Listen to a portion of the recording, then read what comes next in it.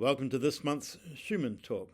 Today is July the 9th, and as you probably know, we send these Schuman Talks out on the 9th of the month to commemorate the fact that Robert Schuman, on the 9th of May, 1950, launched the process that has led to European integration. And his vision for Europe was to become a community of peoples deeply rooted in Christian values. And it's with that vision in mind that we want to talk to you today about something coming up next week. Because with the war that's been going on for over 3 years now in Ukraine, there is a major obstacle, of course, to the fulfillment of Robert Schuman's vision. Now, next Thursday happens to be International Criminal Justice Day, July the 17th. That commemorates the date on which the International Criminal Court was set up in The Hague. I think it was 1998. And most of us probably wouldn't have even been aware that there was such a day. But we're choosing this day to draw attention to the fact that the International Criminal Court has actually issued arrest warrants to President Vladimir Putin and others in Russia for alleged war crimes. Now, we've seen in recent times many politicians, and some in particular, making very bold statements and making using big words, but not always following up on actions. And strong words coupled with weak actions only earn the contempt of the Kremlin. Political ambiguity and neutrality in the face of war crimes and mass atrocities create a moral vacuum. And it's painfully obvious to the Ukrainian children who night after night after night have to rush off to the air shelters, the bomb shelters, in the face of much fear and the alarms of the accelerated attacks on Ukraine, that the silence and the inaction on part of Western leaders embolden the oppressor, encourage impunity, and deepen the wounds of the oppressed. And many Western politicians feel hampered in speaking freely their inner thoughts out of fear of offending a White House obsessed with power, profit, and propaganda, rather than justice, mercy, and truth. Yet neutrality enables aggression. Neutrality abandons the victim. Neutrality undermines the rule of law. Neutrality fuels cynicism and injustice elsewhere. Neutrality fails the test of history, which judges those who stand by in silence.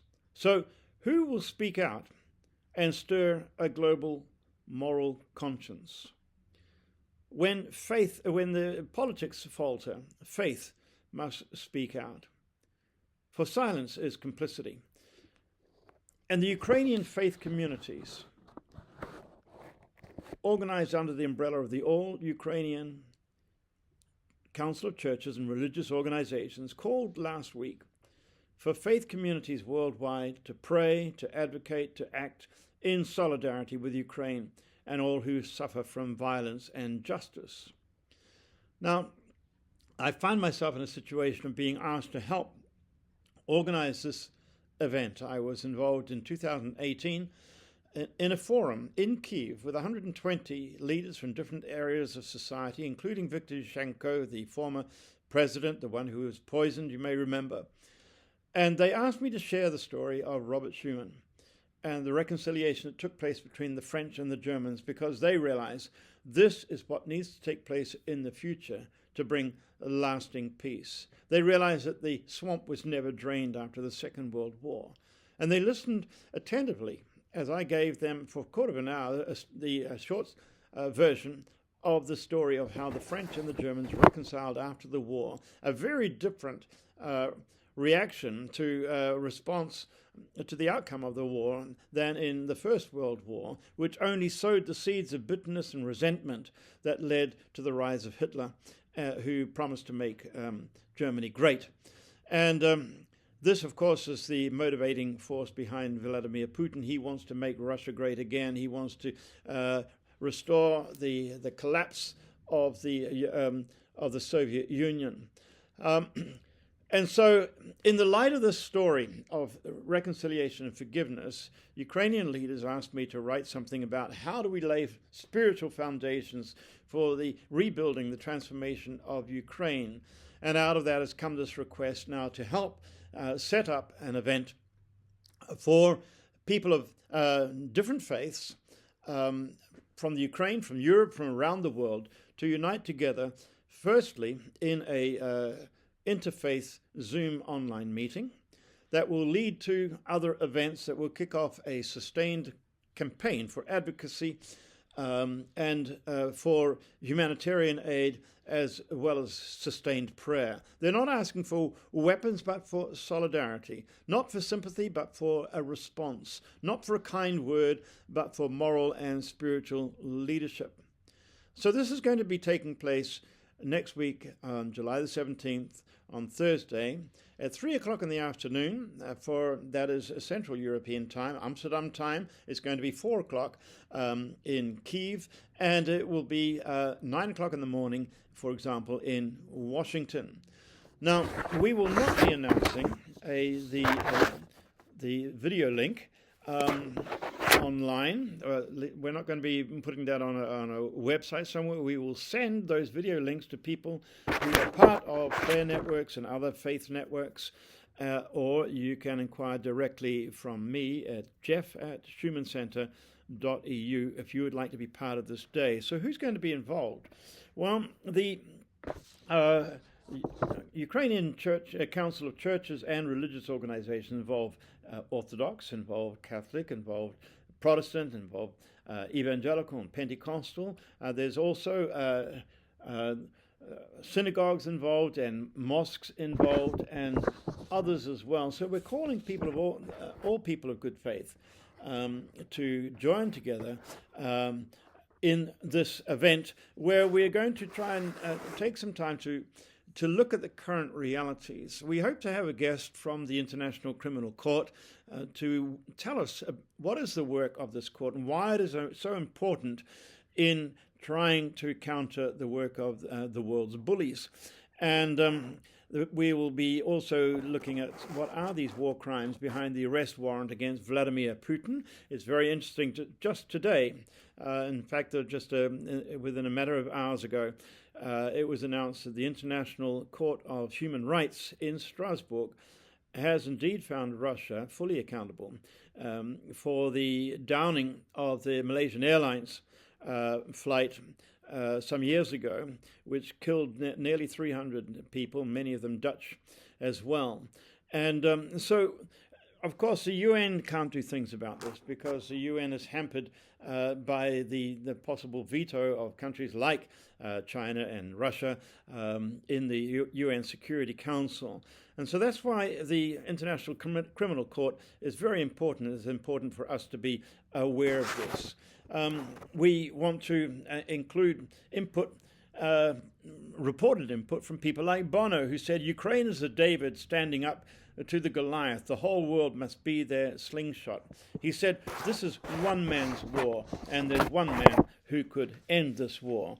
The seasoned observer and author Anne Applebaum recently, just in the last few days, wrote an article in the Wall Street Journal saying that the U.S. is switching sides. This is the headline in the newspaper, talking about Donald Trump giving Vladimir Putin every incentive to keep killing Ukrainians. Now, in the last couple of days, Trump has been making fresh noises, which may seem to be encouraging. Yet, on the other hand, all he's doing is actually allowing that which was already committed by President Biden before him to be delivered to Ukraine. And the unpredictability of the man in the White House has caused a lot of headaches, not only for Ukrainian leaders, but for European leaders as well. The former U.S. ambassador to Ukraine, Bridget Brink, has gone on record in the last week in The Atlantic in an interview with David Frum saying America is betraying Ukraine. And it needs to be said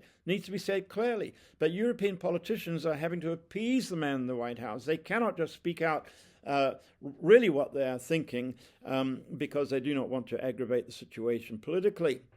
Professor Timothy Snyder has been talking about the hijacking of the Ukrainian history by the Russians, and this needs to be rectified. And because what is at stake here is a battle between worldviews and understanding of history. There are some European leaders who are speaking out very clearly, making strong statements of support for Ukraine, such as the current president of the Council of the EU, Mette Frederiksen, the current Danish PM. And just in the last few days, she made some very strong statements of support. But this is a time where faith voices need to speak out. Last weekend, Pope Leo XIV had celebrated, or the weekend before last, celebrated Mass with members of the Ukrainian Greek Catholic Church, about 4,000 of them on pilgrimage to Rome, and he talked about the torment and the martyrdom of Ukraine at current, and we hope to be able to have a spokesperson from the Vatican with us involved next week, along with somebody from Constantinople, from the Office of Patriarch Bartholomew as well. But the members of the UCCRO, the Ukrainian Council of Churches and Religious Organizations, will be present with us, all the signatories from that council, and will be wanting to call us as members or representatives of faith networks around the world to engage in solidarity with them. There will be a presentation of an interfaith declaration that we will spread broadly in the press, calling people of good faith everywhere to stand with the suffering Ukrainian people, and to bring pressure to bear on our politicians and other leaders wherever we are in the world. Let justice cry out. We will be looking towards Ukrainian Independence Day on August the 24th, which is the last Sunday of August. And is it the last Sunday? Yeah, I think it is. And that will be a day where around the world we can show solidarity with Ukraine. It's a Sunday, and so there can be sermons, there can be all sorts of events, children's events as well. I don't know if any of you remember, are old enough to remember, the television program that Ronald Reagan hosted in 1982, beginning of 1982, just as the solidarity movement in Poland was getting underway and was suppressed by the Polish leadership at that time, the Communist Party, under strong pressure from the Kremlin. However, Ronald Reagan said, no, let Poland be Poland, and with artists and all sorts of well-known people standing up for Poland, it was a very important,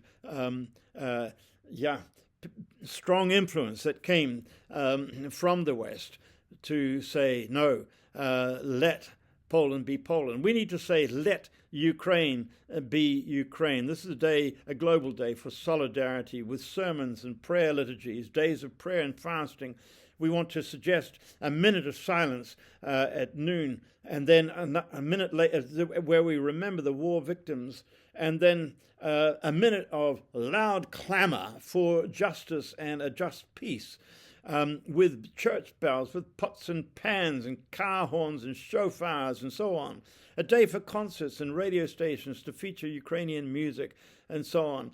A day where we say, we are with you, Ukraine. And so this will start a process of a sustained campaign for prayer, for advocacy, for continued and increased humanitarian aid, and for support. And so that is what is coming up next week. If you would like your network to be involved, please get in touch with me, and we can let you know how you can come online for that.